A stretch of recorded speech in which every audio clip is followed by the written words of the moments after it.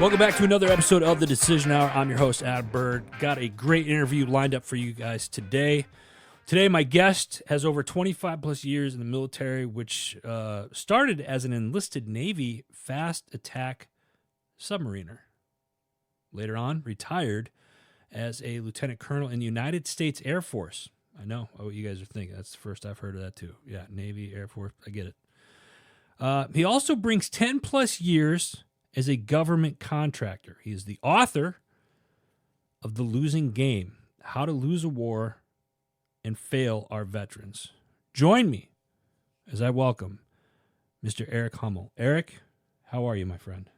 Good. Thank you, Adam. How you like the title of that book? Pretty uplifting, huh? It literally, I get goosebumps when I hear that, because it's not in a good way. It's more of an infuriating kind of way. And I want to get to that. I mean, before we do, I want to start with tell our listeners a little bit about yourself, because you got quite an interesting bio from an attack submariner to a officer in the Air Force. Yeah, it's a little bit of a different path that I don't recommend to anybody, by the way. So, born and raised in New York City and Queens. Father was a New York City police sergeant, mom a New York City public school teacher. I went to high school in Manhattan, so every day on the subways in the early 1980s. Yeah. So that was a little sporty. Um, I mention that because later on in my military career in Iraq and Afghanistan, I think just, being a little kid growing up in 1970s and early 1980s New York was probably some of my best training for places like Iraq and Afghanistan. For real. And anyway, so fantastic childhood, even with all that, got to be free range, and my parents trusted me and Yeah. my brother to do whatever we wanted to do. I went to a specialized high school called the High School of Art and Design, and we had majors. So my major was architecture. So I Mhm. wanted to be an architect from a very, very young age. Problem was back then it was brutal. No computer aided design, so everything was pen on paper Right. and a lot of work. And plus with the logistics going back and forth, and I worked weekends. So I worked at this country club, just like Caddyshack. Matter of fact, we consider Caddyshack a documentary, right? And so very well. Matter of fact, I shined Bernie Madoff's shoes, if that name rings a bell, the Ponzi scheme Yeah. guy. Yeah. Yeah, he was one of the members at the club. So, between work and school and projects and just trying to hang out with my friends, by the end of high school, I was done. I was burnt out. Yeah. So, I didn't want to do architecture, went to Queens College for a year. And when I say went, I was really just enrolled, Yeah. and so really didn't go to class. But instead, I would just work, and but just lack of focus. I did take one class that I passed, and so I actually have a number after the 0 point of my GPA, and that's because it was a scuba diving class of all things. Ah, okay. Yeah, All right. and we didn't scuba dive in the East River in New York. We went some other place, but anyway, um, yeah. So loved that, and after a year in college, they kicked me out. They didn't want me back, and I don't blame them. And so I had to do something, and I saw this commercial on the TV, Yeah. right back in the day, back in the 80s. And now, again, illustrating my age here. And the recruiting commercial was pick a service, pick a challenge, set yourself apart. We don't ask for experience, we give it. You don't read it in a book, you live it, right? Wow. And it's an Army, Navy, Air Force, Marines, whatever. Yeah. I'm like, you don't read it in a book, you live it, and they're gonna like pay me to be a diver. Oh, hell yeah. Sign me up, man. So, brilliant. So, yeah, so, passed all the physical stuff to strike for dive school and boot camp, and including the color vision test. Yeah. Boot camp, I retook the color vision test, and they said I am colorblind. So I could not dive. All Oh. right. And in the Navy, that means you really can't do anything technical as an enlisted guy, and most things in the Navy are technical. Right. So Right. the only career fields that were pretty much open to me were yeoman, supply, or cook. And so the Navy was kind enough to make me a yeoman, so an admin guy. Yeah. And yeah, so um, from there, in yeoman school, some chief asked if anybody was interested in going to sub school, Eric submarine school, Okay. and absolutely no desire to be on a submarine, right? And like some of the stories you heard about those guys, 100 guys Yeah. go out to sea, 50 couples return, all that. And but few couples, that's the, yeah. And they like each other, Yeah. which is good. But somebody told me that sub school was in Groton, Connecticut. And I was like, wait, hold on, Groton, Connecticut, New York City, summer of 86. That's like 2 hours away, right? So I could go to school during the week and come home on the weekends. Yeah. Everything's cool, right? And have a nice summer. So I volunteered for sub school. And yeah, made it through that. Obviously, they put me on a sub, fast tack sub out of Charleston, South Carolina, when we had a base there. So that was a nice area. So I was very fortunate there. But the best part about my experience on a submarine, and keep in mind, this is Cold War era, Yeah. right? So on a fast attack boat, we have a real mission, and that mission primarily, there's a bunch of other missions, but primarily is to go out and hunt Soviet ballistic missile submarines. Right. And so if we ever get the message that we're in a shooting war, hopefully we're in a position to take a shot at a Soviet ballistic missile submarine and take them out before they can launch their So were nukes. you out a lot then on deployments? Or Yeah, so we were my boat. So this is when boats were named after fish. yeah. They're now named after cities and states and things. But yeah, so I was on the USS Sunfish. It sounds like a nice little fish, Yeah. doesn't it? Right. Yeah. Yeah, Sunfish, yeah. Sunfish, 637 class boat. And we were primarily a special projects boat. So we had stuff put on us that was being tested by the Navy. And so what that meant was that we were out to sea over 70% of the year. Mm. And yeah, so we were busy. We were definitely busy. And I had the great fortune to serve under two captains. All right, my initial captain, fantastic leader, and this is an '05, Right. right? Call him captain, that's his title. He's a commander in the Navy. Um, and this guy, the crew trusted him with our lives.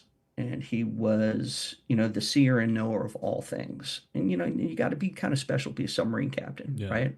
Yeah. And I'm just a lonely admin guy.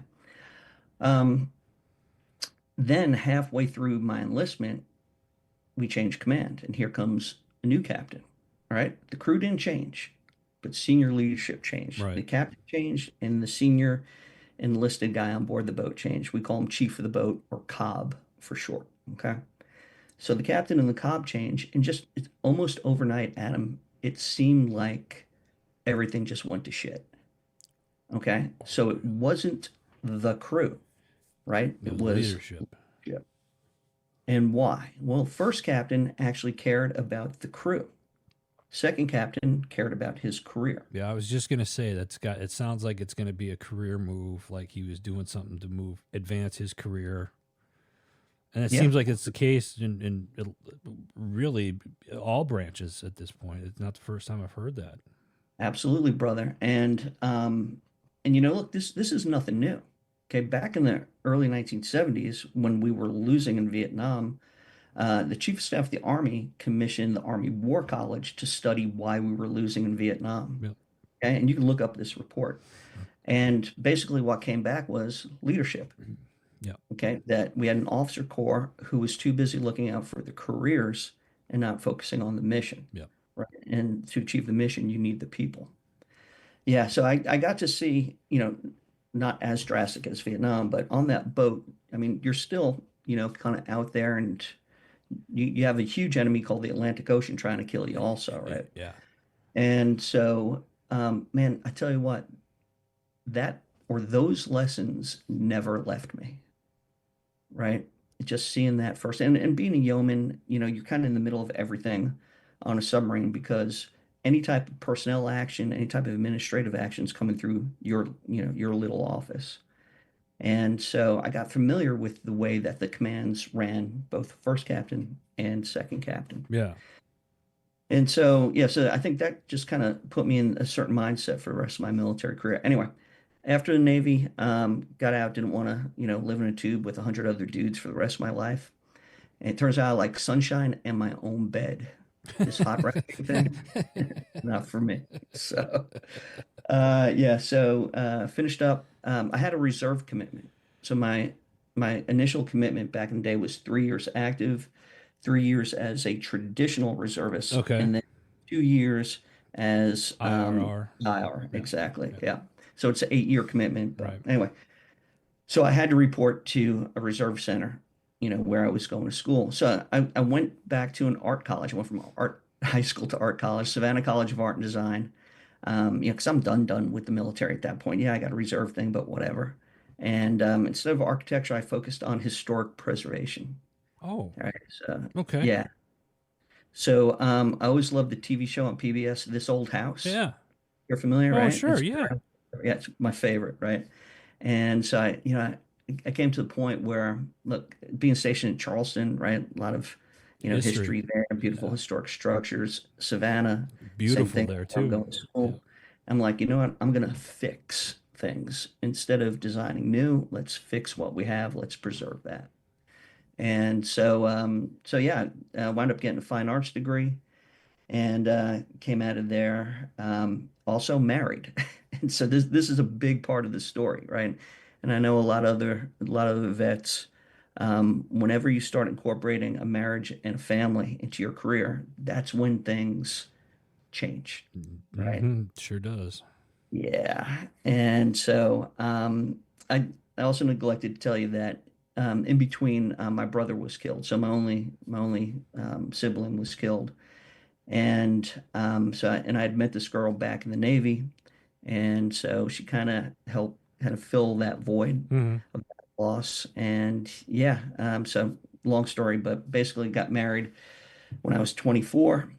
Um, and we had a little girl a couple of years later.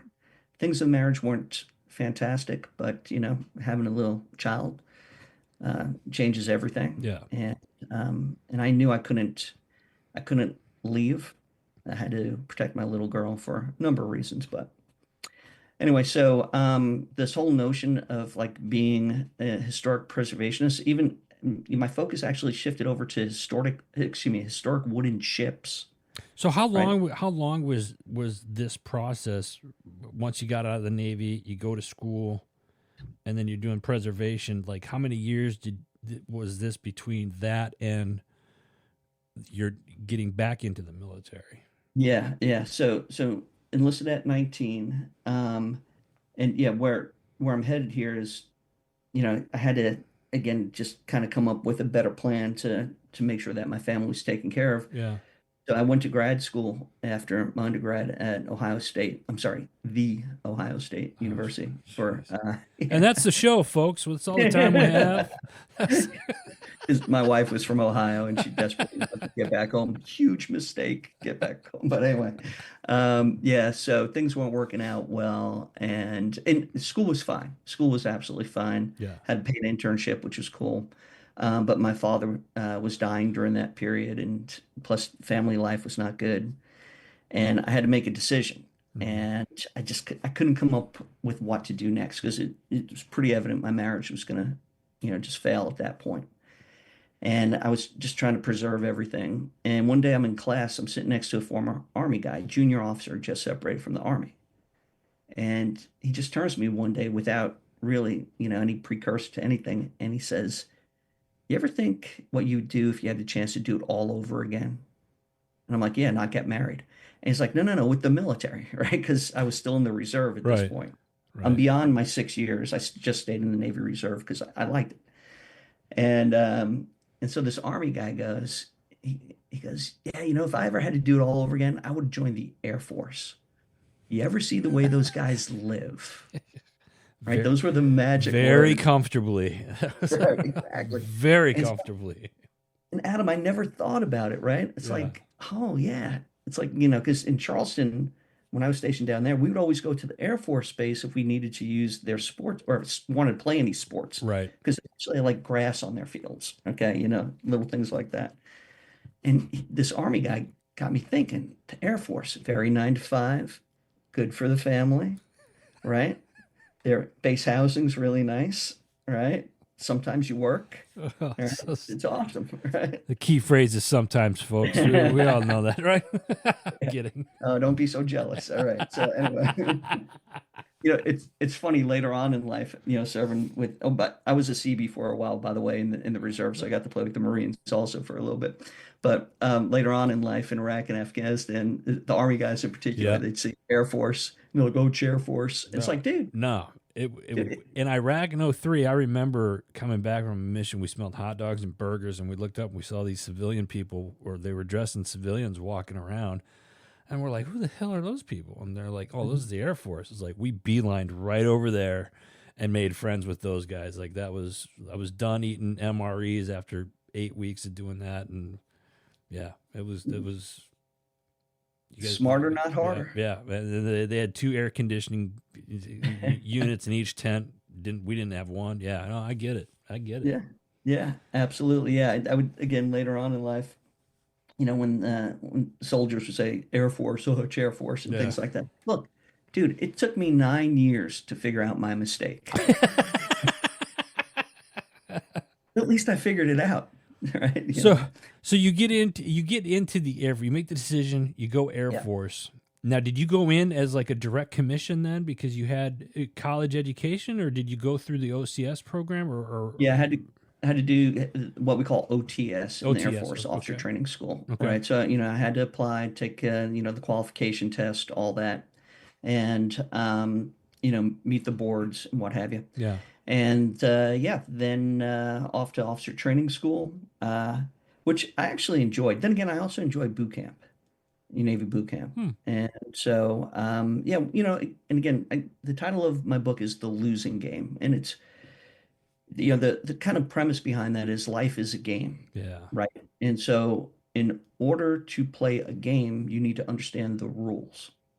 Okay, and once you understand the rules of a boot camp or an officer training school or officer candidate school, whatever, once you understand the rules, okay, the game gets a lot easier to play. yeah, And you can make it interesting and you can make it fun, yeah, right? And so anyway, yeah, so officer training school, I mean, it was hard, man. You had to excel at everything.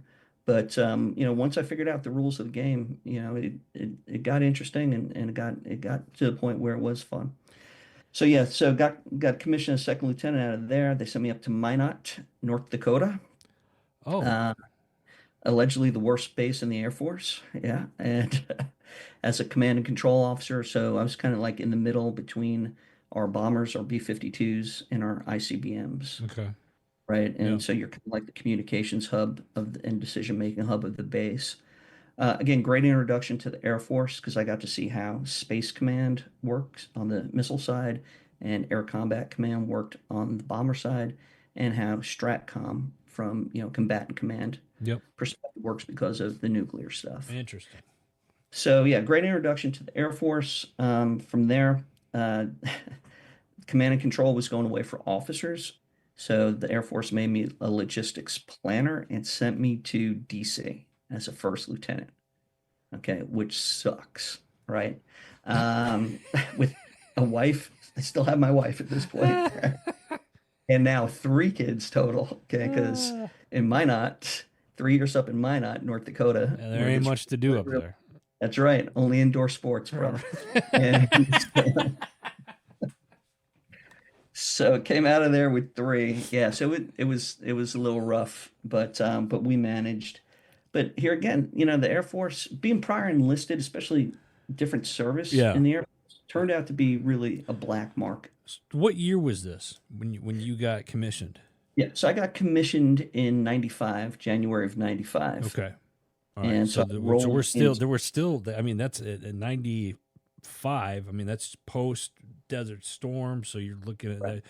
that window there. We were at peace. We were peacetime at that point. That's a great point. You're absolutely right. So when I came into the Air Force, we were basically, what they call the bottom of the Yeah. bathtub, right? We were in that peace dividend following the first Gulf War. Right.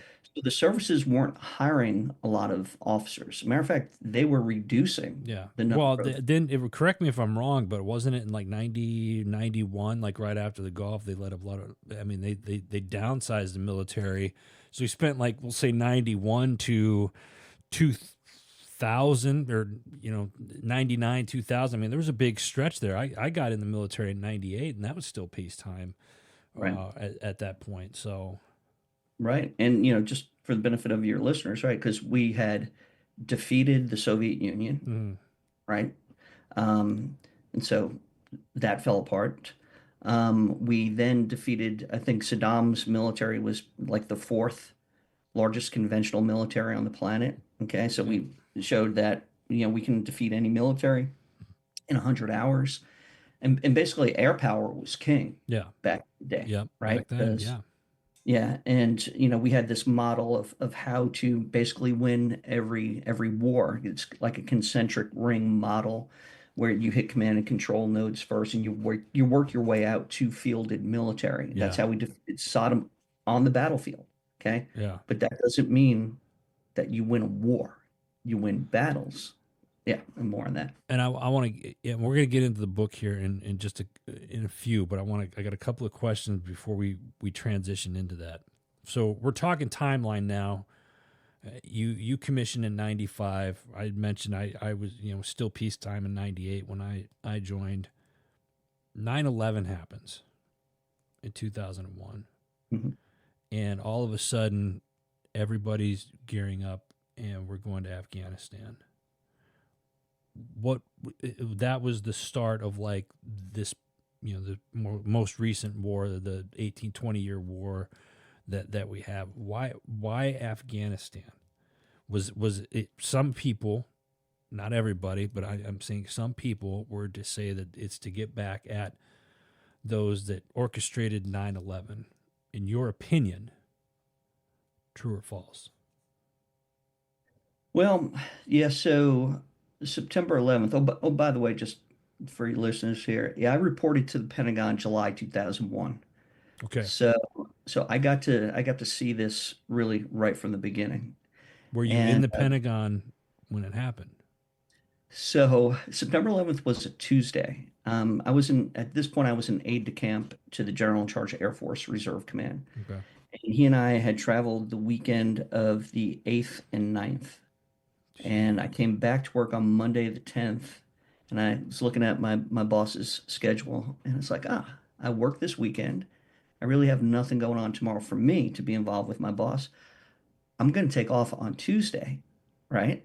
And I'll see, I'll be back at work on Wednesday. So if all days to take off, I took off on a Tuesday, and it happened to be September 11th. Okay. Now, with that said, Wow.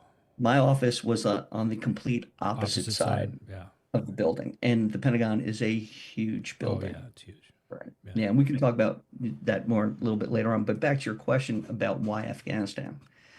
So remember Al Qaeda and its affiliates.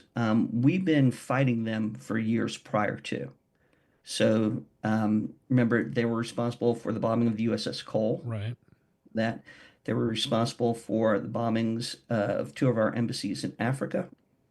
And also, allegedly, they were behind the first attempt at taking down the Trade Center back in the 90s with a van Well, that not pulled like into the park. 92, 93. It was early 90s too Yeah, there. Yeah. yeah. Okay. And so bin Laden was on our, kind of in our crosshairs for a while, but we obviously never took him out leading up to September 11th. So he was actually working out of Afghanistan. And Afghanistan was coming out of the Civil War. So after the Soviets left in let's see, so 89, um, basically all the Afghan warlords that were fighting against the Soviets now turned on each other for power. And we have to keep in mind too, Afghanistan is not a real country, right? It was made by the British. Okay, they drew a line Right. to separate Pakistan, created That- Pakistan, drew a line, and everything. That's a Anyway, good point. um, Good or point. Pakistan came back in 43. But the point is that Afghanistan, you have two different major languages, Dari and Pashto. Hmm. You have a whole different group of ethnics from Pashtuns to Tajiks to Uzbeks, Hazara, and so on. Okay, and it's a combination of Sunni and Shia Hmm. Muslims. Okay, so it's fragmented. That's why they pretty much fought for power after the Soviets left. Right. Okay, so the Taliban comes in. The Taliban is pretty much a construct that was built out of Pakistan and the Pakistani intelligence service called the ISI. Okay. Pakistan wants to basically control Afghanistan, and they need to do that for their own national security purposes. Okay, because they need someplace to fall back if India attacks Hmm. Pakistan. So okay. So this is all, geopolitical national security stuff. Okay. So anyway, September 11th, bin Laden is planning and training to do the attacks in the United States from a Taliban-controlled Afghanistan. Okay. That happens. September 11th happens. We then go to the Taliban and say, you need to turn over bin Laden. Okay. This is just in a nutshell. Taliban says, we're not going to do that. Wasn't this the 43-hour rule, or 40? Bush gave them 48 hours or something like that, or 24 Heard. hours. And I just recently read this. I was researching this, and maybe you can shed some light on this. But it was like a 24-hour or 48-hour rule, and at like the 47th hour, like it didn't give them the full time. We decided to just go in and start. And it's been told by other, I'll say, members of I'll just say other agencies that have said they had planned on turning bin Laden over, allegedly had planned on turning bin Laden over, but we went in early. I can't say for sure, but I've heard similar things Yeah. as well. And purely speculation on my part, but I can tell you the feeling in the building in the Pentagon, there's a lot of anger, right? A lot of Mm, anger, a lot of hatred. And when you are so angry, it can cloud your judgment. And another thing too is you have to, before you engage in any type of conflict, you have to understand who your enemy is. right.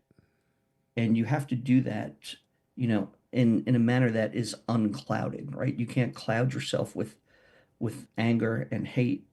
You have to be analytical, you have to be pragmatic, right? And it's hard to do when close to 3,000 Americans have just been murdered and the building where the decisions are being made, and White House as well, but the building where the decisions are being made was just attacked, you know.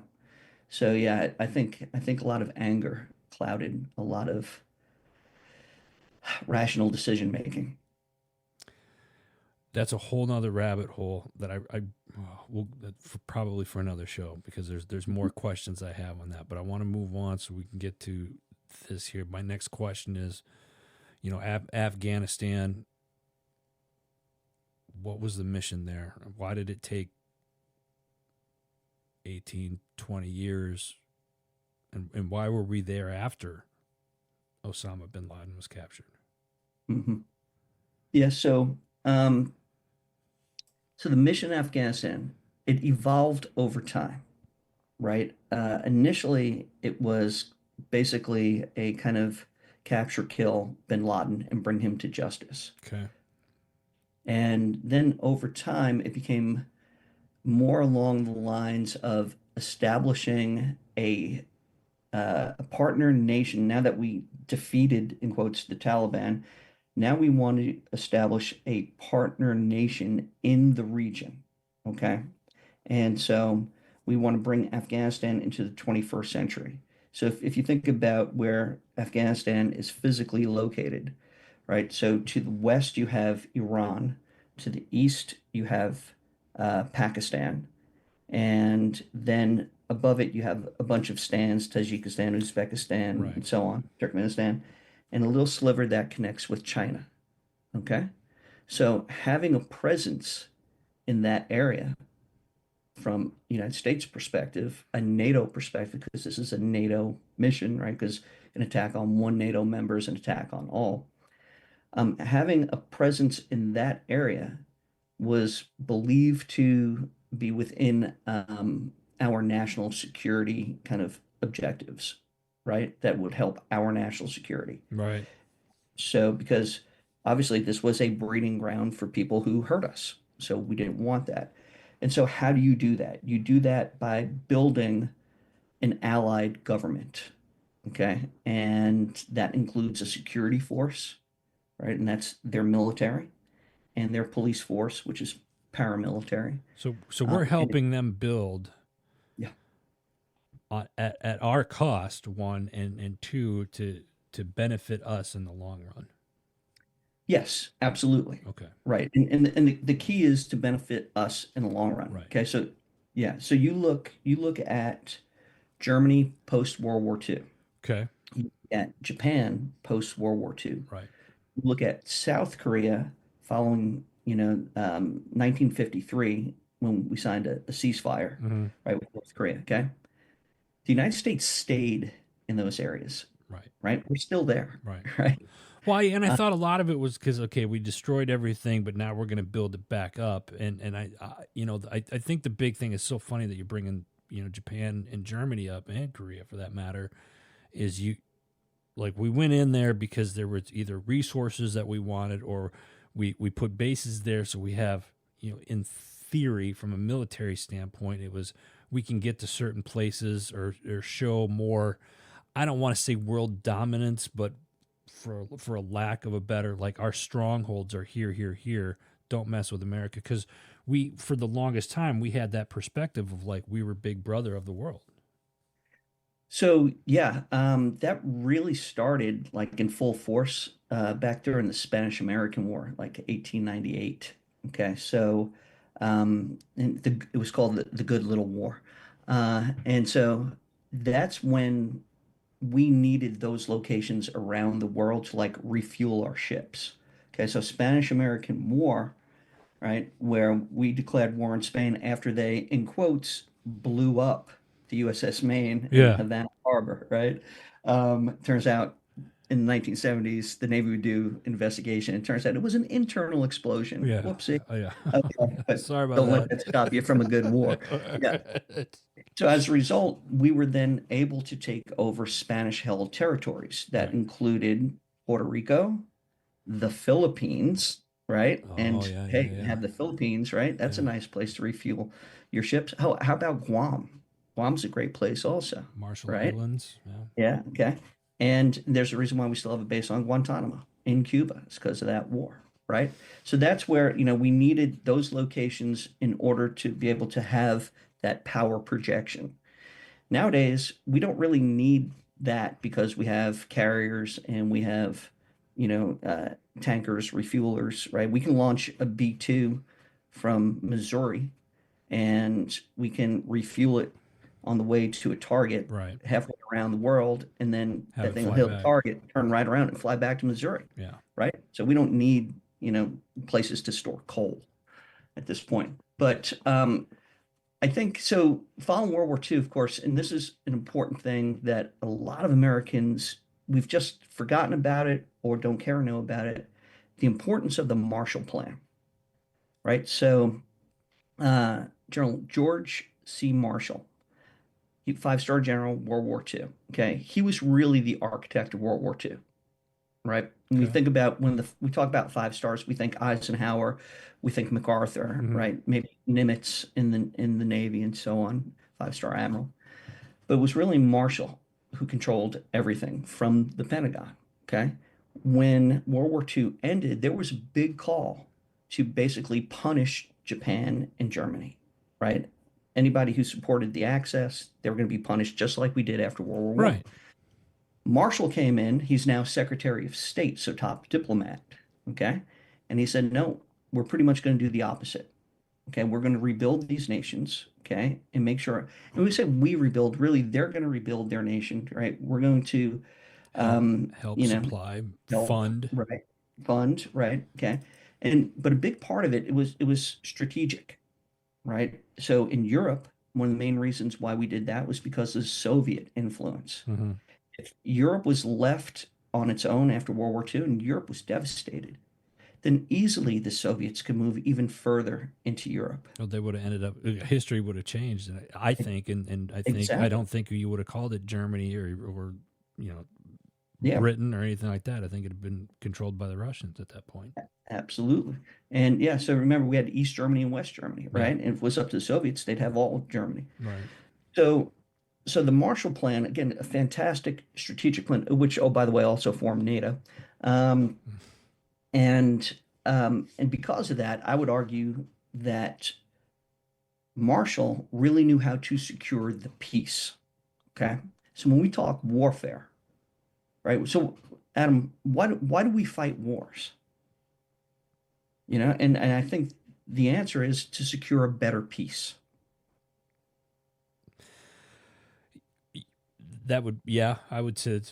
Part of me Okay. wants to say that's like the political answer to it. The conspiracy in me is like we fight wars because we go somewhere and we find resources or whatnot, and we want to make sure that those resources aren't taken over by others that we are in conflict with. So that's true too, but that's more the CIA's realm, so we're going to stay out of it. All right. But yeah, That's no, right. We want to benefit ourselves also, right? Yeah.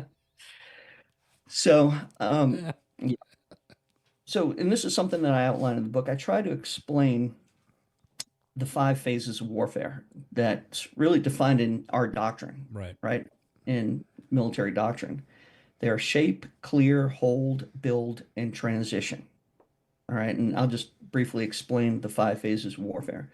So, shaping operations. Okay. That could be anything from diplomatic to military to economic and so on. So you can even say that, like, what we're doing now in Ukraine, from an American perspective, is a shaping operation by providing them with weapons to fight, some would say, an adversary of the United States. Right. Okay. But we're not actually in the fight, right? So shaping embargoes, right? You can even say tariffs are a Mm-hmm. shaping operation. Okay. Okay, when those operations are no longer effective, then you move into the clear phase of warfare.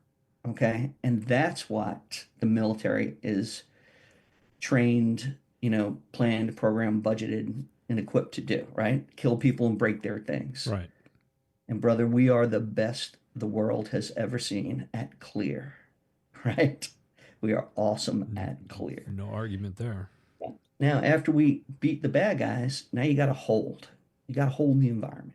Okay, so like take a look at our second time in Iraq, Mm-hmm. right? So, again, we beat Saddam's army again.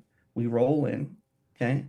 And we had a hard time holding the environment. A lot of looting, a lot of lawlessness, and so on, right? And what happened during that time where we couldn't hold the environment and make sure we established security and safety for the populace and all that?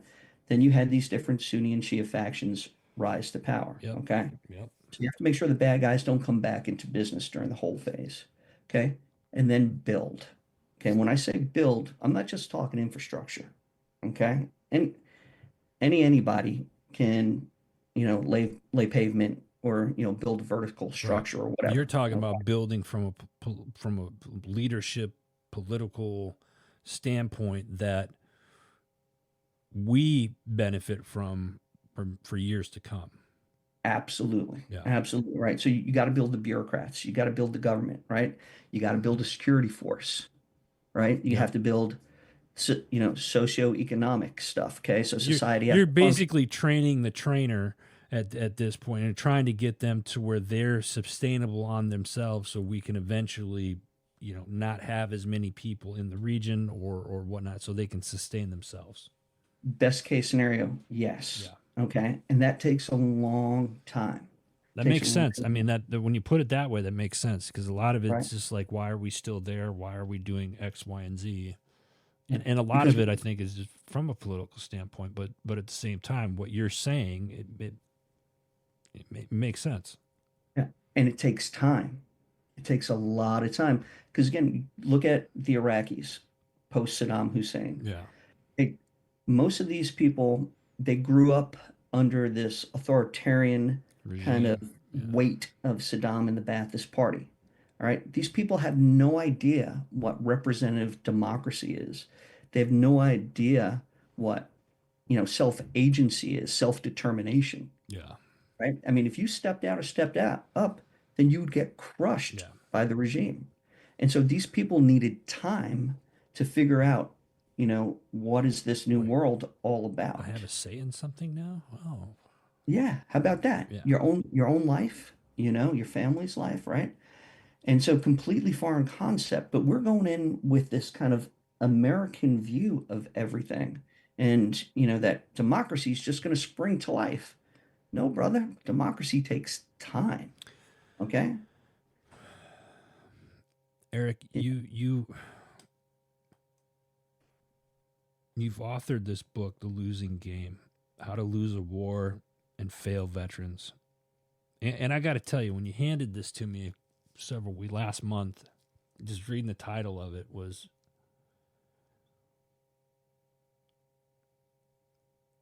it just hits you.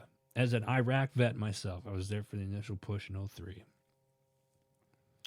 I wasn't an Afghanistan vet, although I tried to go in '06 and '07 before I eventually just got out of the military. I've got a lot of friends that are Iraq vets, and I see this. What what prompted you to write this book? I mean, what was it that I mean? You have a long career. You've been there. You've seen a lot of things. What what got you? Was it like I'm going to wake up and just be like, you know what? Something needs to change, and I'm going to put this out there. Yeah, so I'll get to that question. Thanks for asking that. But I just want to finish up with that five phases of Oh, warfare. sorry. Yes, yes, yes, Yeah, yeah. and also I want to better explain the mission in Afghanistan as it developed. All right. So getting back to the five phases, shape, clear, hold, build. And the final phase is transition. That's right. Transition. Transition is Yep. giving it back to the rightful owner. Right. Okay. So again, as allies, right? Best case scenario, we are now allies with the Iraqis. We are now allies with the Afghans, right? We are partner nations, Right. right? And to your point, you had mentioned about train the trainer. Yes, they're doing it themselves, right? We are no longer there as Big Mommy and Big Daddy, Right. Right. right? Right. Okay. And again, this takes time. And honestly, from my study and everything else, I'd say if you're doing it right from day one, it's going to take one generation, 30 years. Okay. Wow. But now Really? could you imagine, our presidents, right? George W. Bush coming to the American people and saying, yes, our work in Afghanistan, our work in Iraq, 30 years, right? Hang in there with me, right? I mean, people would lose their minds. Yeah. Okay. But this is a generational thing, right? The old guys, sorry to say, but they have to go away, because they have the old mindset and they want to Wow. maintain their power. And so they really don't want change. Really? It's the younger generation that wants the So change. what happens then if you're talking 30 years? I mean, that's how many presidents do we go through? Yeah. You were voting every 4 years. What happens if midway through somebody changes their mind? We're like, we're not doing it because I didn't like the last two people, and they want to switch stuff up. Then does it become all for naught? Well, that's one of the problems I would argue with our current system, right? At most, we have a 4-year strategic plan as a country, Right. and that's the presidency, right? And then so even if the president gets in, first term, what he or she is trying to do is get reelected for the second term. Okay, so Yeah. it's a 4-year Yeah. plan Yeah. initially. Then second term, now it's my legacy. How am I going to define my legacy? And that's when you could start seeing, in my opinion, I think greater strategic thinking. But that's only for 4 years. And then the new person comes in and, oftentimes we start over again. So yeah, the politics side of this is we have to be more adult-like. And, I mentioned to you, I spent 3 years working up on Capitol Hill as a Yeah. legislative liaison. So in between my time in Iraq and before going to Afghanistan. So, I got to see how Congress works in relation to the Pentagon and vice versa. And I can tell you where Congress is concerned, again, not a lot of strategic thinkers, especially on the House side, 2-year terms. So as soon as they get elected, they're working on getting reelected, right? Now, you may have some old hats there, like the Pelosi's of the world, or my favorite, John Dingell from Michigan, who was there for like 60 years. Okay. And, elected every 2 years. So you may get some strategic thought out of that, but chances are you're not.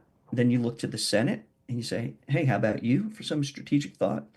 Because 6 years there. And I would say over the years, the Senate has become more House-like. Mm-hmm. So they're not kind of thinking that way. So I don't know where this strategic vision really comes from. And that's why in the book also, I pretty much challenge the reader to take a look at how we're doing business and say, maybe there isn't a reason, or there is a reason why we haven't truly been able to win a war in a long time. If you believe that winning a war is securing the peace at the very end, right? So One would hope. that, and that's why I go back to the Marshall Plan as securing the peace. Yeah. And we're still there, right? So that's the thing. Reference our own history. Um, Now, I also want to get back to the mission in Afghanistan. You asked me about that. I gave you kind of the preliminary mission in Afghanistan, but I didn't give you what it evolved to. Okay. So when I went to Afghanistan in 2009, the mission had evolved to counterinsurgency, coin, Mm-hmm. right? Counterterrorism. So they're basically two missions that intertwined. All right. So the Right. counterterrorism, yeah, you had a question? No, no. You're saying you're stopping the terrorist groups that were allegedly training in Afghanistan at that time. I mean, now you're saying 2009. Mind you, folks, this was all kicked off in 2001. So we're 8, 9, close to 9 years into this war. When did we capture old Osama? I think that was 2011, Yeah. right? So I mean, we're that's still pre Osama days. It's that war is still going on. With the main focus was to get Osama bin Laden, and and correct me if I'm wrong, but I believe at that time he was bouncing back and forth from Pakistan into Afghanistan through if I'm not mistaken. Yeah, allegedly. Yeah. Yeah, a great book on that subject is Alone at Dawn by Dan Schilling and Laurie Longfritz, I believe is her name, about the Air Force combat controller who died on Roberts Ridge, Mm-hmm. and talks about the early days of the war in Afghanistan and how we lost bin Laden, most likely to Pakistan. So yeah, so that was the initial goal, to just kind of get him, bring him to justice. So and it continued to morph, morph, morph. And again, 2009, the real mission in Afghanistan was again twofold: counterinsurgency and counterterrorist. Okay, so counterterrorists were still going after the bad guys, Right. right? And we had allowed them to come back, right? We didn't hold Afghanistan because we were too busy in Iraq, right? And so here come the bad Yeah. guys Yeah. back in Afghanistan. And so now we're going after all different players from Al Qaeda to the Haqqani network and Hezbollah Islami and again, everybody else who wanted control, right, in Afghanistan with a lot of support from our allies in Pakistan, allies in quotes. Um, so yeah, counterterrorism, counterinsurgency, insurgency. What happened? Well, the bad guys now are trying to basically take control of what we call the legitimate government in Mm-hmm. Afghanistan.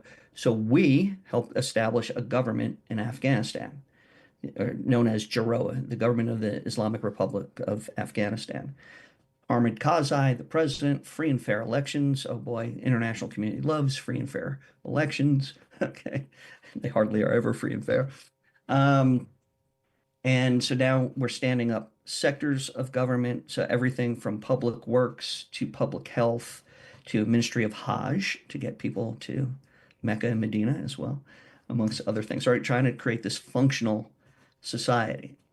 Um, Now the bad guys say, well, we don't want that. We have another version, right? The Taliban in Right. particular, we have another version. That's the insurgency. Okay. And so we are now trying to counter that insurgency. So, um, so again, those two things. So the way it's defined was the counterterrorism mission was to disrupt, dismantle, defeat Al Qaeda and its affiliates. Hmm. And the COIN mission, counterinsurgency mission, was to create a strong, stable, secure Afghanistan able to stand on its own. Okay? That is the two big missions in Afghanistan. Right. Okay? Hmm. That's really what we were trying to do writ large. And the way that you do that from a counterinsurgency perspective, again, foundation of security, make sure the Afghans can secure themselves, their Right. people. Okay. And then upon that foundation, you build, basically we call it three pillars or lines of effort. Okay. Rule of law. So you need good justice, right? The people need to have a justice system that they can rely on that isn't corrupt, right? Second pillar is good governance. Afghan people need to trust their government, right? To make sure that their government's going to take care of them, whether it's, um, you know, uh, rural rehabilitation and development, so roads and infrastructure, and budgeting, all that. Okay, you have to trust your government. It has to be free of corruption as best as possible. And that third pillar then is socioeconomic development. I see you giggling. Socioeconomic development. So society has to function. Kids have to go to school. People can work, right? And not be intimidated or, forced to So not participate in we're society. going in and I'm going to get a lot of slack for saying this. I know I will, but we're westernizing Afghanistan with our beliefs and what we've done here in the United States. Yeah, But we do it. But to that, be clear, we're doing that because we want them as an ally, and there's certain things that we are going to benefit from being in the region there anyway. yeah, that's the idea, right? But I would argue that, well, you're absolutely right. We were westernizing things when we shouldn't be westernizing, right? We didn't take the time to figure out the history of Afghanistan, right? Or if that was Um, something that the people actually wanted. yeah, and oh, hey, that's a great point also, right? What do you want? Hey, um, rightful stakeholder, Yeah, right? yeah. It's your country, That's, Afghan, it's your country, right? I think that's What one do of the you want? biggest mistakes we made over there Well, was we went in and we said, oh well, our way is the best way. You're going to do it our way because of X, Y, and Z. And I think eventually that thought process kind of bit us in the ass as it drug out. oh, absolutely, absolutely. And again, we always want to do things quickly, right? Yeah, there's no And patience in that too. I mean I yeah, exactly, no patience. exactly. Strategic patience. You mentioned strategic patience, people lose their minds, okay? Right. Because look, if I'm deploying to Afghanistan, I got 1 year to make myself look really good Right. so I can get a good promotion Right. eval, right? Yeah. And so, of course, we have to accomplish things. Right. And all the money that it takes to send the troops over there, then we got all of our supplies, and the logistical nightmare of it all is a whole nother thing in of itself. But Eric, I want to get into this. I want to Mhm. get here Okay. because Well, this is. Go ahead. yeah, you'd asked me why I wrote the book. Yeah. Okay, so you, you probably tell because I'm a little crazy, a little me. Yeah. So, having the experiences that I had, Yeah. again, being in the Pentagon from day one and working for general officer in charge of 75,000 people who were in the fight right at the beginning. Right. First airborne shooters over Afghanistan were Air Force reservists. Okay. Um, Seeing ad hoc planning compared to, what we normally do is deliberate planning, to seeing how the wars are executed, right? So be able to pull back the curtain a little bit on the Pentagon, first of all, having had that, in a sense, luxury to see that. then deploying to Iraq, working for the Army and State Department doing reconstruction in Iraq in 2000, late 2004, early 2005, right around Second Fallujah, and ending up in a position, I was an interim chief of staff of the project and contracting office where we had $18.4 billion to rebuild Iraq, and it was a show.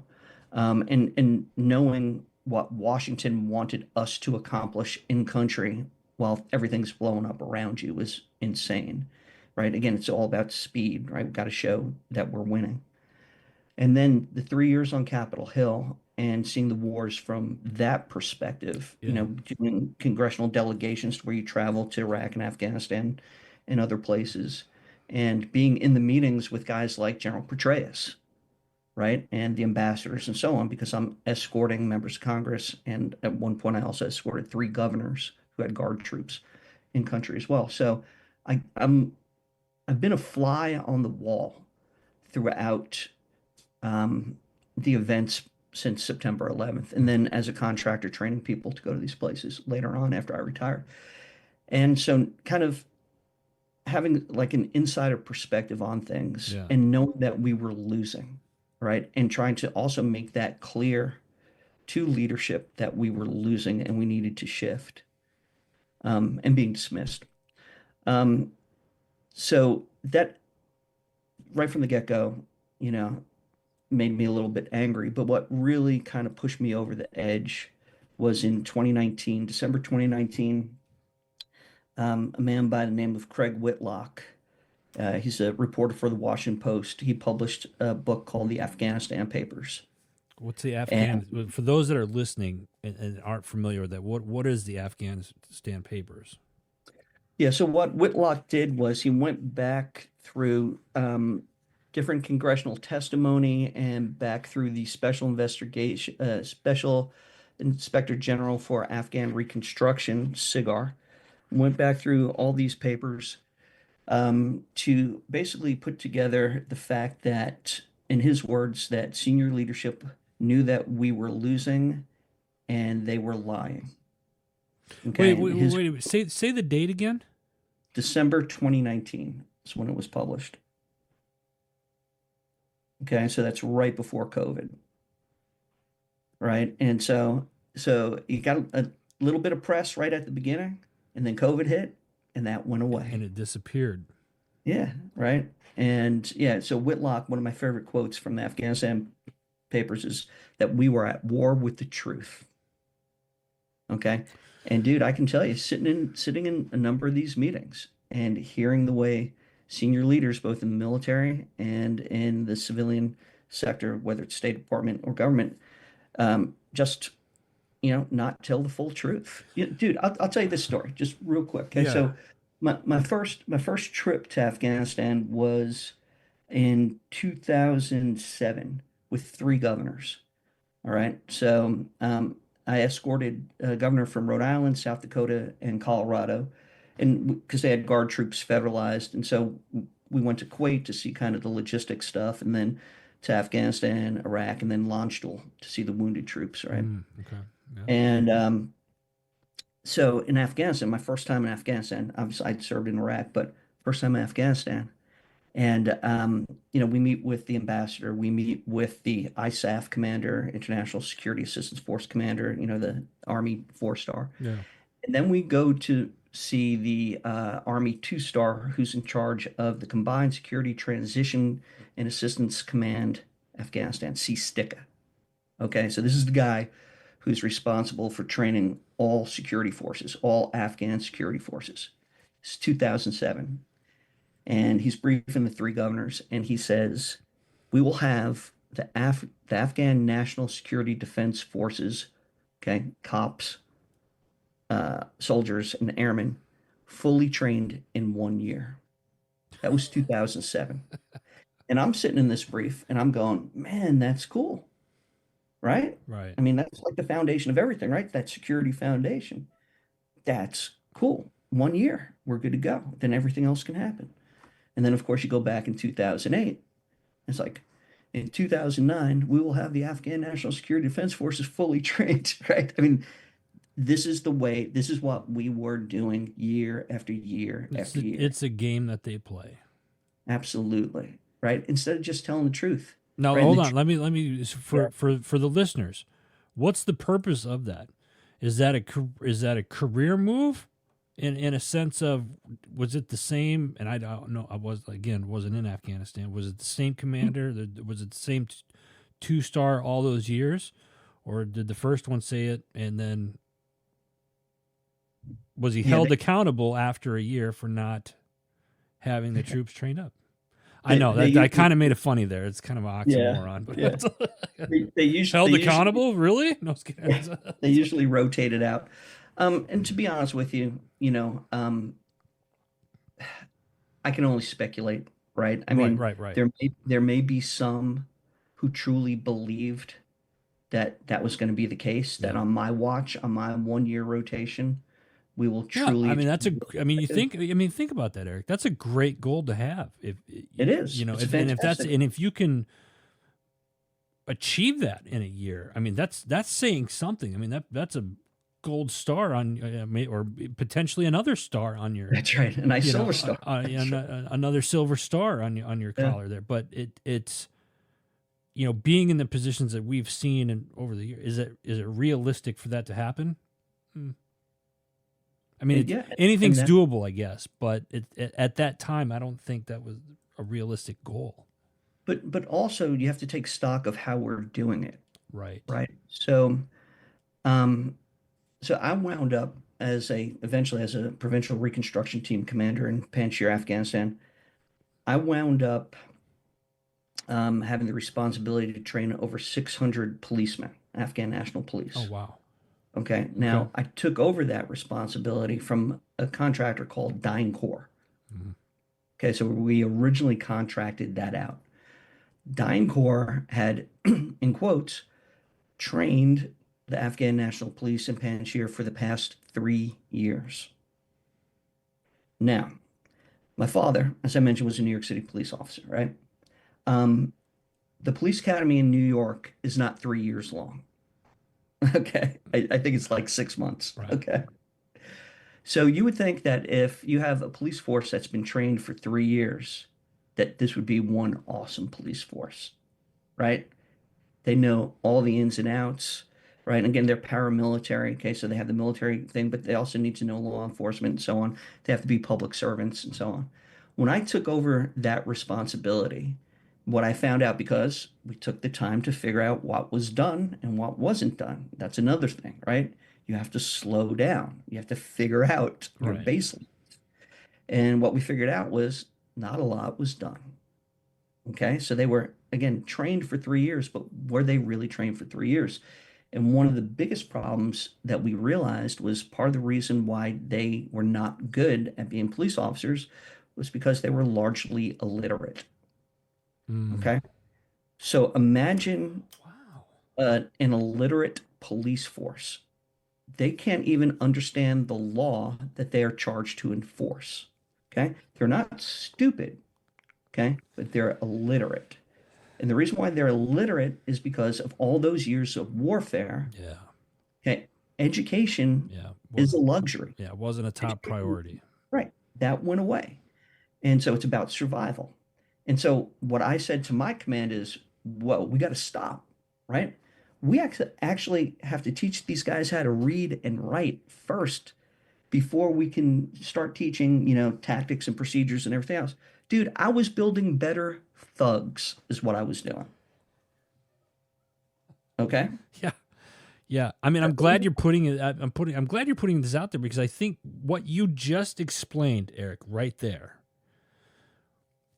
was why did we waste all this money with these contractors for 3 years and the training wasn't done? Is because you're training an illiterate force that doesn't understand, and so that's on whomever's fault that is because you didn't analyze and look at what you had to work with and you didn't build the foundation. And that all goes back to leadership, brother. That's why I bought up my time on the submarine, right? So you get to see, again, the good leaders from the bad leaders, Yeah. right? And oftentimes The bad leaders comes down to narcissism, right? And hypocrisy is part of that too. Yeah. It's about, again, it's about me, it's about my career. So Man. oftentimes I don't want to hear the bad news, right? Oh, you're saying we have to go backwards? No, we need to show progress, right? Doing literacy education, that's going backwards. How is that going to look, on my record if we go backwards? How do I justify that, right? I don't want that type of attention. Yeah. Honestly, I have to look at that differently, though. I think if you took that initiative to teach it from that point, then you're jumping ahead. Then you'd actually be jumping ahead or creating that foundation that wasn't there before. That's just my outlook on it. I mean, that's my opinion. Oh, you're cute. Yeah, I know. That's me being positive, folks. Like that's So, okay, I'll give you another example. So, again, when I took over as Provincial Reconstruction Team Commander, and in my particular case, I was also the ground battle space commander. So, as an Air Force guy, I own the battle space and my FOB and everything else like that. isn't that usually an army position? It is, Yeah. it is, but and the Army, it's more of like a civil affairs type setup. Okay. And the Air Force doesn't have civil affairs. Um, and I asked the question, why is the Air Force and the Navy also had provincial reconstruction teams? Why is the Air Force and Navy doing this? And the basic answer was that the Army and the Marines were too focused on engaging in direct combat that they didn't want the provincial reconstruction team mission. And the Navy and the Air Force wanted to play. So the Army and Marines said, okay, you can have the PRTs. So as an Air Force guy, I'm reporting to Army leadership, Right. right? So Gotcha. everything I'm doing is Army centric. Anyway, when I took over, and we again strategic pause, right? Right in the beginning, we need to evaluate what's going on, establish baselines, what's been done by who are the responsible parties, who can we work with, who we need to marginalize, and real important building relationships with our Afghan counterparts, right? Because it's their country, they have to do the work. In this process, it's pretty quickly it came up. One of the big projects in throughout Afghanistan was building a road and a series of roads, big ring road, and then other different spurs. Because roads are good, right? It shows progress. It connects people to their government. You can, logistics flow a lot easier, right? You can bring goods to market. It's great for socioeconomic development, governance, all that, or so believe. So we're doing this road through Panjshir, and Panjshir's in the Hindu Kush, right, up in the mountains. And so most of the flat ground is already taken by homes and fields. And we're coming in with this new paved road. And so the existing road is like a 3 meter wide dirt Jeep trail. Hmm. And now we're building it like Americans. So we go from 3 meters wide to 10 meters wide, 7 meters of asphalt, and then a meter and a half of soft shoulder on each side. Right. Okay. So if you go from 3 to 10, you now have to take property, right? Yeah. You got to take people's property. Yeah. And so when I rolled in, I asked the question because I saw a lot of destroyed houses and things like that. And my first thought was, whoa, was there a battle here recently that knocked down all these houses? I was like, oh, no, no, no, no. That's the construction of the road. Oh, okay. And so, because I went to grad school for a little bit for city and regional planning, I knew about eminent domain Right. Yeah. and property issues and trying to solve that. And, and I said, oh, okay. So the people are being compensated for the taking of their property, right? I don't know. Okay.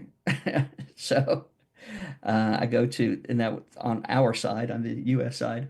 And so I then meet with the provincial governor and I ask him, so, is the government compensating people for the taking of their property? No, why would we do that? It's like, well, because it's in your constitution. Okay, right? Seriously. Okay, so the Afghans have a constitution that, of course, the United States helped write, Right. and there are property rights Of there, of okay, course. that say proper compensation and all that. Okay, it's basic law. And so I was like, oh crap.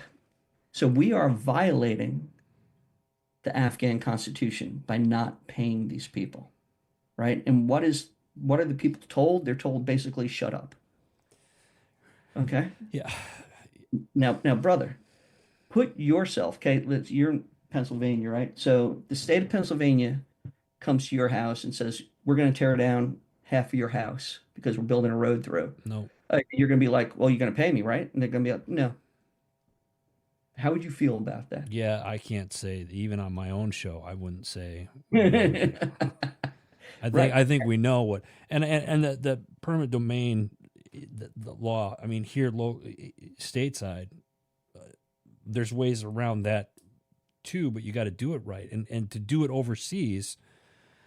You know, again, I like what you said. Afghanistan, it's in their constitution that we helped write, Hmm. and now so it go. Man, this is very interesting. Okay, Yeah. so So I'm sorry. Go on. I'm gonna So get to the point they're about building the roads. yeah, about leadership here in a little bit, but yeah, so just to illustrate. So, okay, this is wrong. Okay, and we have to make this right. Yeah. Okay, if we truly want the Afghans to be our allies, then we have to treat them like allies, like human beings. We wouldn't do that here. Okay, and plus one of our lines of effort is the rule of law. Mm-hmm. We're in violation of it. Okay, so it's unconstitutional, all this other wonderful stuff. So I stopped work. I stopped work on the road building. All right. And when you stop work, your command gets very angry Yeah. because you're slowing down progress, Progress right? for who? It's a great question, right? So the way that we term progress in places like Afghanistan, we use the term metrics, right? So we need numbers. Right. So if you spend X amount of dollars to build X amount of kilometers of road, that's metrics. And you could say progress, Right. right? And that's what we're reporting back to Congress and everything else, saying, look, this is how we're winning the war. Okay. So now I just stopped progress and I, called together the road contractors and government officials and so on and said, here's the deal. I laid it out, violation, this, that, and the other thing. And I said to the road contractors, who the American taxpayer is paying a substantial amount of money to, I said, I read your contracts and it says any destruction of property, then you are responsible to compensate for destruction of property. And Oh, they weren't very happy with that. And they okay. said, well, we didn't know about that. And I was like, that's interesting because it was also in your request for proposal as well. So I actually have two documents with your signature on it that says you're responsible. And so my plan was to get the road contractors to pay out of their contracts. So no more money from the American taxpayer. And of course, they hated me. Um, and once I reported this back to my command just blew a gasket. Okay, when I say my command, I'm talking 1-star level task force, 2-star level regional command. Okay, in my case was regional command east, and it was 101st Airborne.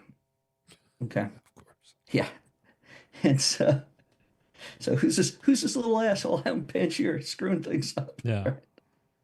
So they send a two-ship helicopter package to Panjshir to pick me up, and I take my first sergeant, my Army first sergeant, with me back to Bagram, so they could threaten me.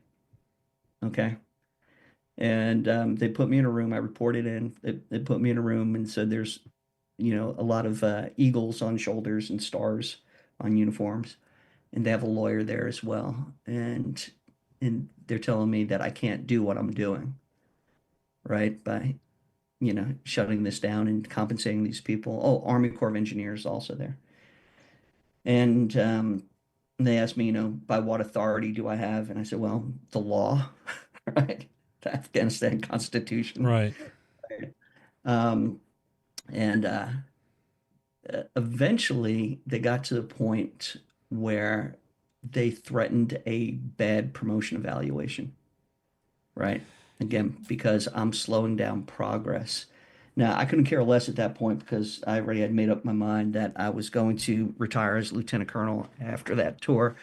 But and I got to tell you this other thing. Also, another part of me was like, okay, dummies, do whatever you want to try to do to me. Yeah.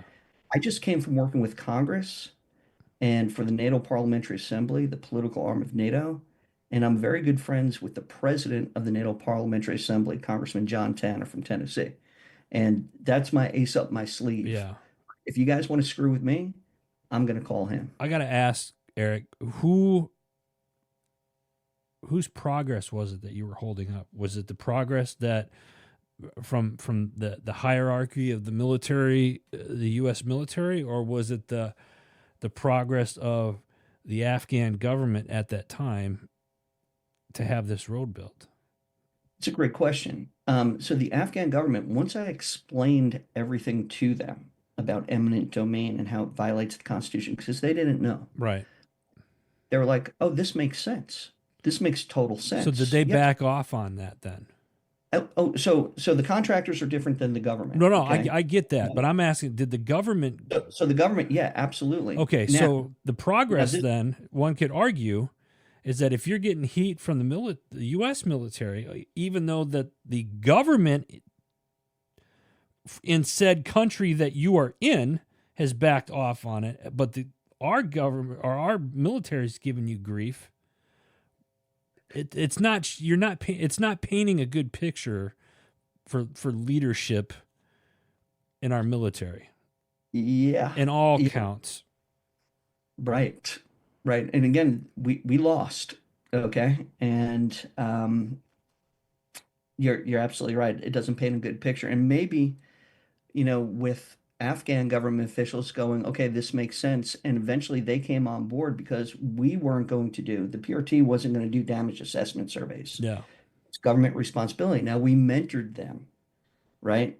And we helped them along in that sense to give them an idea of what needed to be done in order to create a compensation package that the contractors eventually play or paid. Okay. And so, yeah, in a way, when I was hearing you talk about describing, our leadership versus their leadership, in a way, what I found was the more that I was in tune with Afghan leadership, the less in tune I was with U.S. leadership or coalition leadership. So Yeah. the book. Yep. And so, So yeah, the and it was, ultimate question then, Eric, is how do you lose the war? how do you lose war? Well, the, before the final chapter, or the chapter before the final chapter is chapter entitled "Who to Blame," and in that chapter, I mostly blame myself. Why is Uh, that? Why do you feel that you bear the burden of this? I bear the burden because I thought I knew how to win, as particularly the war in Afghanistan. Were you in a position that could have won the war? Yes, as a ground battle space commander, as a provincial reconstruction team commander, by being the first province out of 34 to fully transition to Afghan control, then yes, I believed I was in a position because we helped model what winning looked like. Okay. I also had access to power. So when I came back from Afghanistan, I was still working with Congress, but from the Pentagon. At Mm-hmm. that point, I wasn't physically up on Capitol Hill.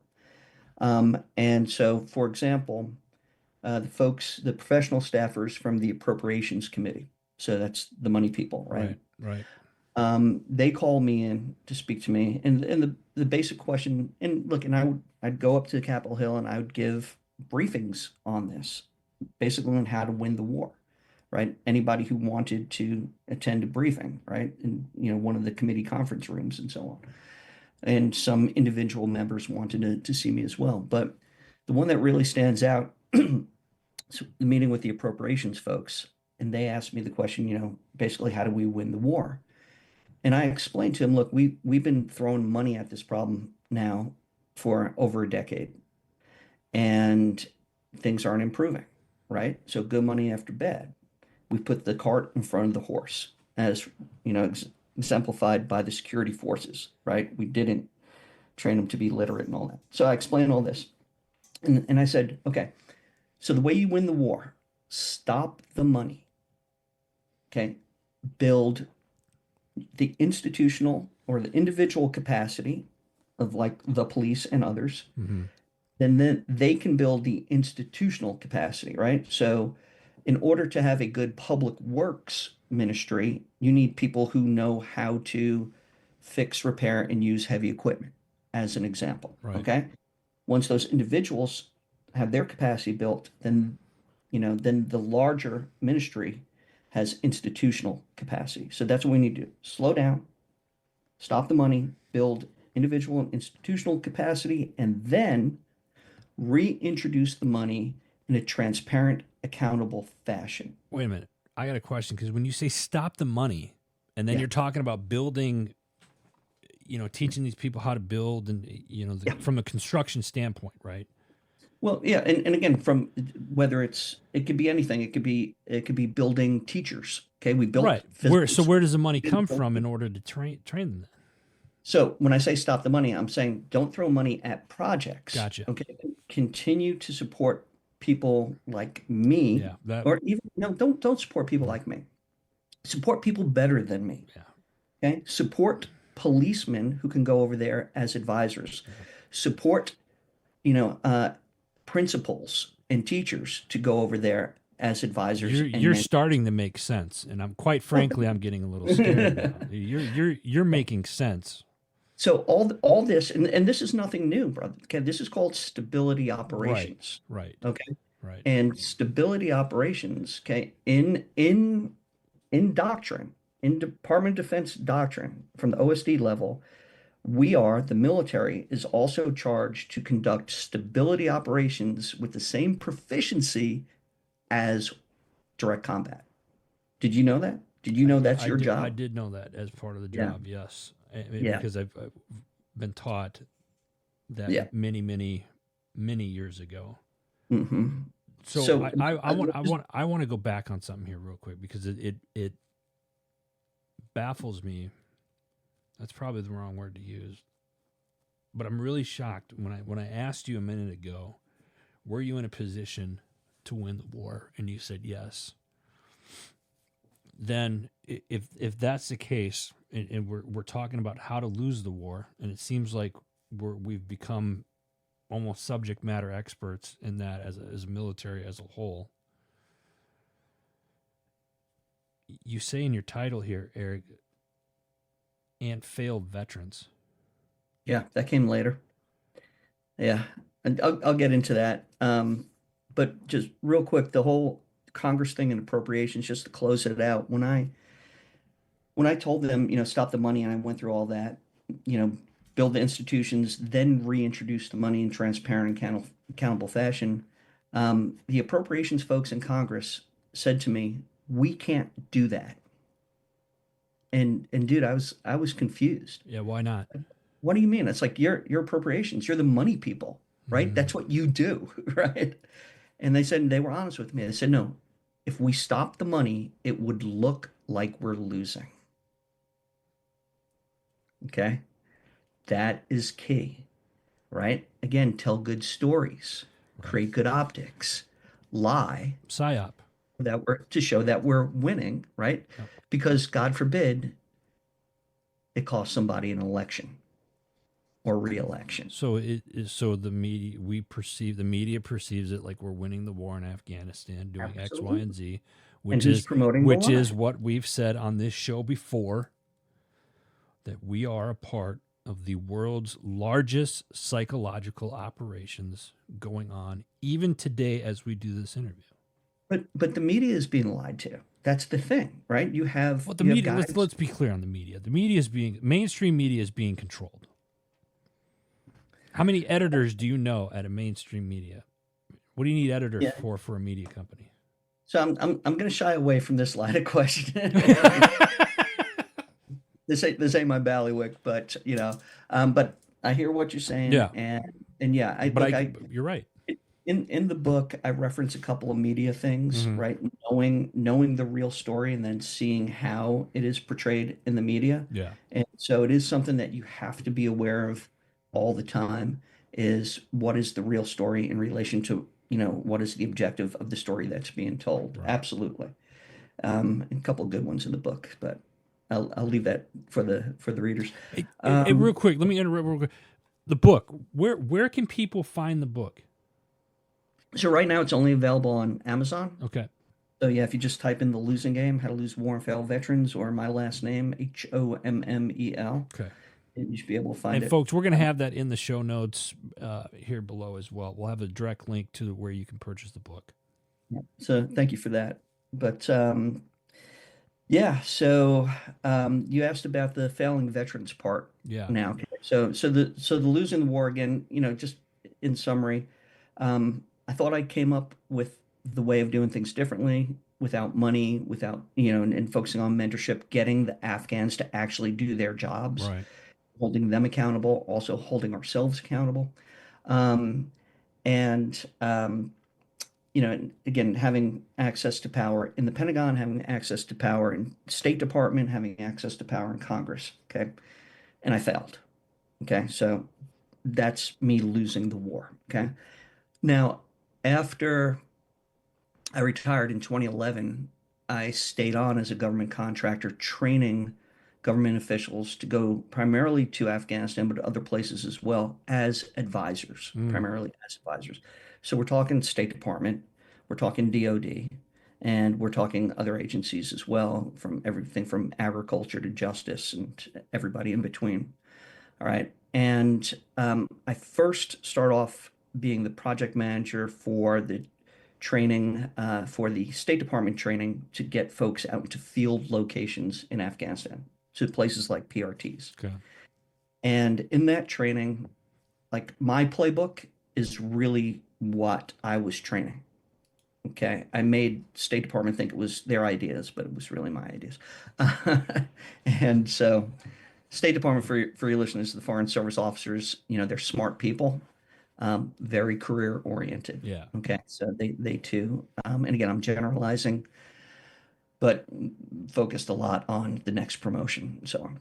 So anyway, yeah, so did that training for over a decade, and the way that we primarily did our training was through live, immersive, interactive theater. Okay, Okay. so live, immersive, interactive theater. So you may have heard of Muscatatuck Urban Training Center. Yep. Does that ring a bell? Yep. In the woods of southeastern Indiana. It's Mm-hmm. where it used to be an old mental facility. When I say facility, I mean compound, Yeah. right? Complete with. Have you ever been there, I've Adam? never been. Seen Pretty cool. pictures. Seen pictures. Yeah, yeah, it's pretty cool. So, full up hospital with morgue and everything else, a prison or jail, tunnels, right? We have Afghan village set up and so on. It's pretty much as real as it gets. Plus, we had great Afghan role players amongst others. And the idea is that we're going to immerse our trainees in Afghanistan. They live on a fob. They travel by Humvee. I know you were National Guard, right? Yep. The Indiana National Guard supported this, so they were the security force, the Sec 4, for the folks that we were training. Yeah, we had Blackhawks and all that. We would shoot at them, blow them up, also, just for funsies. Right. But mostly it was about interacting with their Afghan counterparts. Okay, so we would train a particular something like cross-cultural communication, Right. and then they would engage in real life scenarios, progressive scenarios with their Afghan counterparts and so on. Um, and the first time that I supported that training as a subject matter expert, this is right after I got or left Afghanistan before I retired. Dude, I was amazed. I was flat out. I felt like I was back in Afghanistan, for real, right? And so we only tried to make that better when I took over the project. And eventually, so that training specific to State Department went away, but we continued training others again for over a decade. And we would get occasionally former soldiers coming through the training now as like DOD civilians, right? And then deploying to places like Afghanistan. Right. So one guy in particular, his name is Tyler Kurth, Captain Tyler Kurth, and you guys can look him up if you want. But he was nominated for the Medal of Honor. He was in a situation where, when he was part of 10th Mountain, he and his squad were training Afghan National Police. And one day they were taking a break, took off their body armor, and one of the Afghan National Policemen opened fire on Tyler's guys, killed two of Tyler's guys. Tyler got in between the shooter and the rest of the guys. Tyler took 3 rounds, no body armor. Okay. AK-47 rounds. He survived, called in his own 9 line. Um, Now Tyler, 7 years after that incident, makes the decision that he wants to go back as a DoD civilian, and he's coming through my training, or I should say our training at this point. And so I get with the guy who's now in charge of this particular training, and we talk about Tyler, and we say, man, because the scenarios that we're going to put him in, they're real life. I mean, the first scenario he's going to be in is with Afghan National Police. Yeah. Yeah. Okay. Yeah. It's like, and I just know this guy has war-related post-traumatic stress, right? I just going through this. And so the night before, and we're mission planning everything, and I take Tyler aside. I said, Tyler, look, I'm not going to give away what's going to happen tomorrow. I said, but, it may get a little sporty, right? You're going to be amongst the people who hurt you, right? And killed your guys. And I said, you tell me what you want to do. And man, one of the most courageous guys, he says, I'm going to lead that mission tomorrow. Mm. Okay. So, he and six of his comrades. And we mission plan. I don't give much away. And this gets, because the Afghans themselves are also dealing with a lot of post-traumatic stress. Right. I mean, especially the cops, they lost like over 50,000 police during the time that we were there. It's crazy. And and it kind of the meeting and it's first meeting, so you want to develop the relationship and so on. And here, the operations officer, the policeman, he starts getting irate because he's losing cops himself, and he picks up an AK-47 during the middle of the meeting. He's not, pointing the muzzle, but he's holding it up. It's like, you expect us to defeat an enemy with this? We need heavy weapons. We need so and so, right? And he's shaking the AK-47. And, I'm watching Tyler going, oh my God, and Tyler's like, sir, I understand, right? I understand. I lost guys too, right? And we know you need help. That's why we're here, right? And I'm watching Tyler, and the dude is cool. He's so cool, Calm and right? collected. Yeah. And he de-escalates the situation, right? So now they can actually talk. Yeah. And there's other situations where there's like, a prisoner getting beaten around, and we have to deal with, violation of human rights because as Americans, we can't tolerate it. But at the same time, you're trying to build relations. This is all real stuff, right? Right. But Tyler was one of the best I saw at doing this, and the follow-on vignettes as well. And at the very end of training, we would do a traditional Afghan dinner, right? So man dancing, right? And food on the floor and all that. It's good. I enjoyed the food, man dancing. But and I see Tyler, and he's talking to the Afghan role players. And when I say role players, these guys, a lot of them did, what they were role playing in real life back in Afghanistan. Right. They're really good. And he's laughing with these guys, and they're hugging it out and all that. And so, I go up to Tyler and I say, so Tyler, I go, tell me about your experience here, you know? And he goes, for the past 7 years, and keep in mind, he's been through all the post-traumatic stress protocols, Yeah. everything from kind of behavioral, EMDR, all the drugs and everything else like that.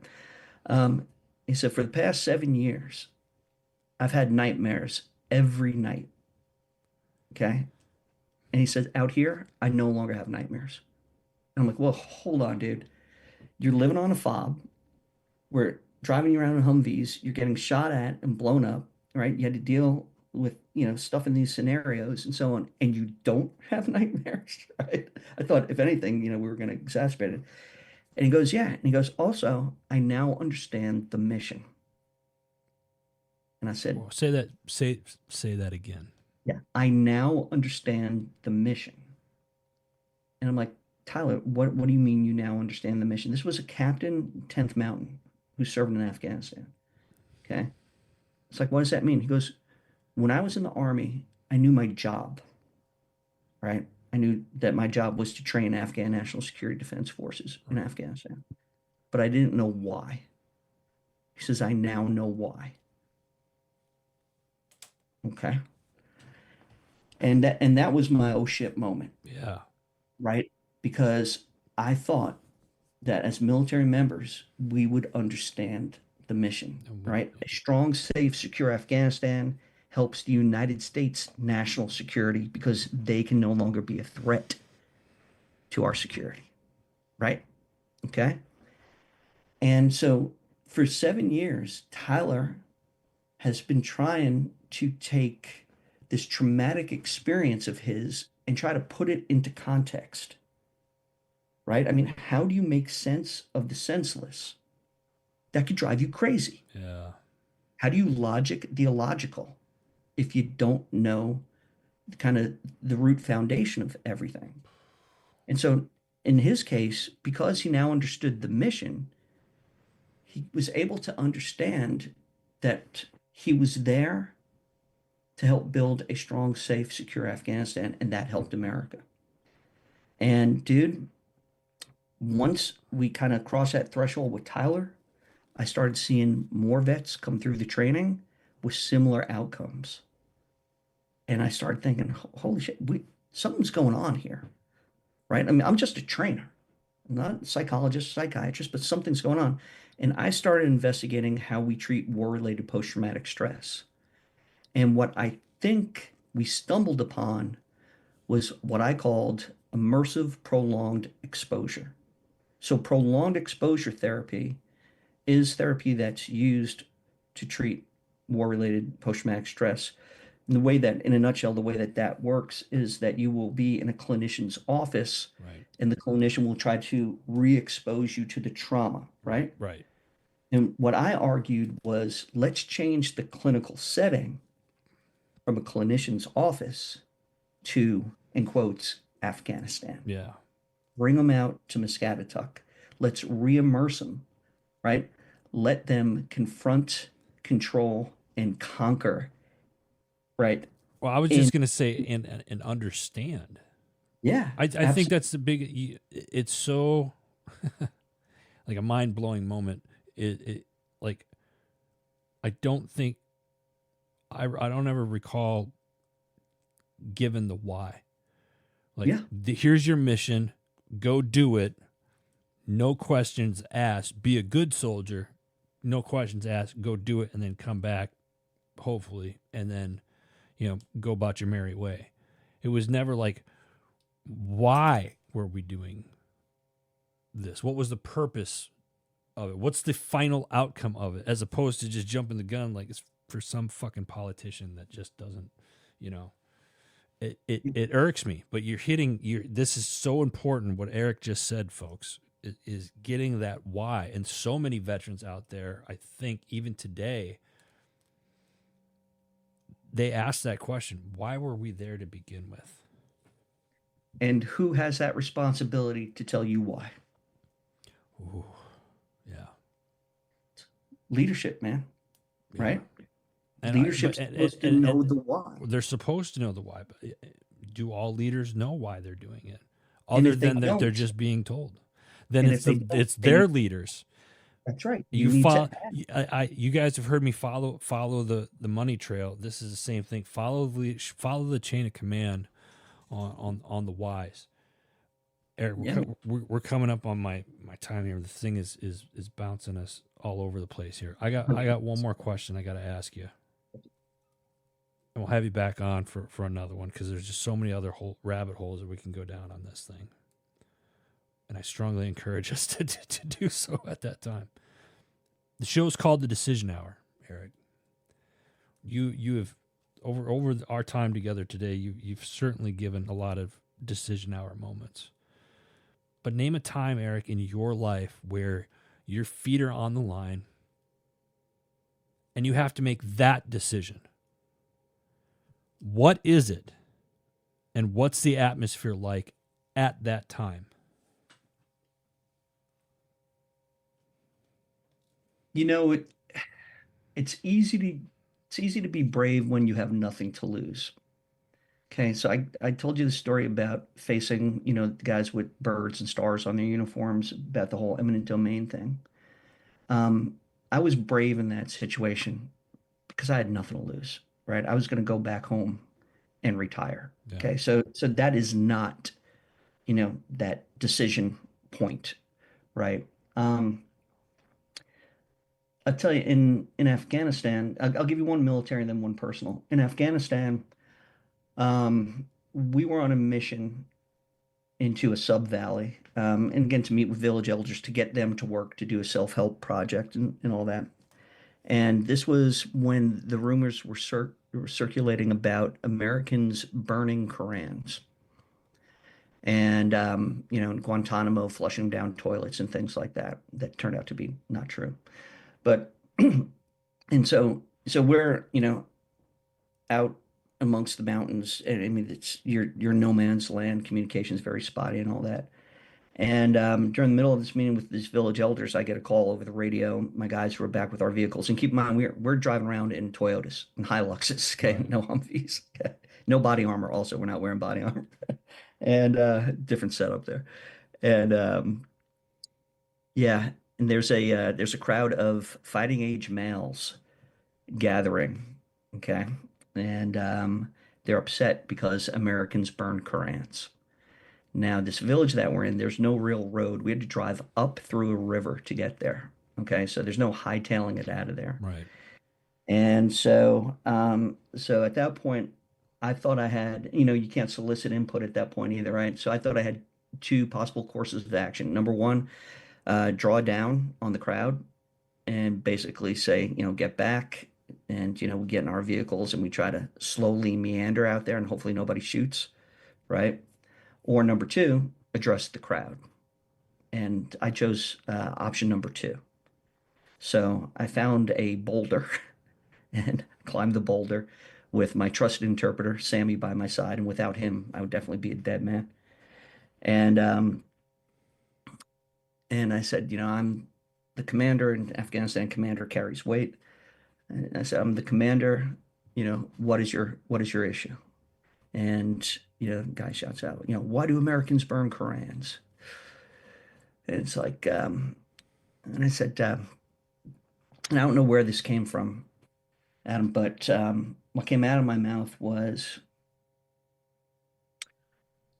we are all children of Abraham. And as your brother, I respect your book as much as I respect my book. So I don't know who's spreading these false rumors, but I can assure you that I respect you and your book as much as my own. Right. And this crowd started simmering. Right.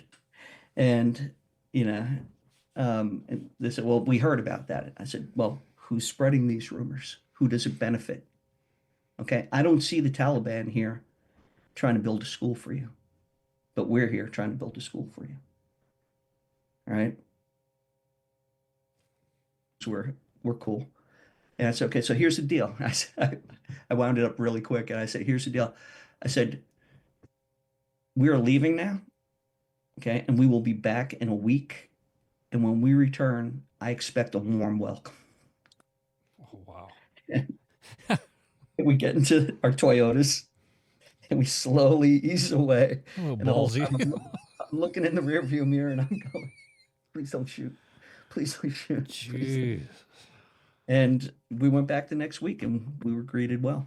So yeah, so that was one of those things, if I hadn't done some research, if I hadn't read up on, the history of, Abrahamic religions and things like that, I Yeah. don't know if those words would ever come out of my mouth. Jeez. And so that's the benefit of a little bit of planning, right, and research. Now that's the military Right. What's decision, a personal one? personal decision. I told you my marriage wasn't great. Lasted 25 years. Tried to hold it together as long as I could for the sake of my kids. When my wife initially told me that she was pregnant um, with our first child, um, she was on the pill, supposedly, and our marriage wasn't great. I was thinking, this is probably never going to get better. And when she told me she was pregnant, when I wasn't planning on it, uh, it's like, okay, and she's like, well, accidents happen even on the pill and so on. But of course, you know, doing what Reagan told me to do, trust but verify. I Hmm. found her pills and turns out she'd been saving them for a rainy day. All right. And so now I'm in a position where I have to make a decision, right? Do I stay or do I go? Yeah. And I knew if I stayed, it was going to be difficult. I knew it was going to be real difficult. But but I had to protect that little person, Yeah. right? And so I made the decision to stay. And yeah, and I don't regret it. I do not regret it, but things were hard. So, yeah, man. Eric, I appreciate all the time that you've spent with us today. Thank you for your service to our country, everything that you have done. Thank you for the lessons that you have taught. Thank you for the book, The Losing Game, How to Lose a War and Fail Veterans. You can get it on Amazon. We'll have the link in the show notes below. Appreciate you, brother. Thanks, Adam. If I could just add one other thing. Yeah. Now in my retired life, I give tours of Arlington National Cemetery. So, and they're long, they're about 3 to 4 hours. So we get into a lot of American history, but it's a great place to work, and I'm humbled every day that I'm out there. And if you're interested in a tour of Arlington, you can find me at vigilancetours.com, VIGILANCETOURS.com. And we'll have that in the show notes below as well. Before we let you guys go, make sure you go check out our parent company, Heroes Media Group. Go check out all the new podcasts and the articles that they have over there. Plus, give us your feedback on the new layout of the website. You can go check it out at heroesmediagroup.com. Until next time, you've been listening to The Decision Hour.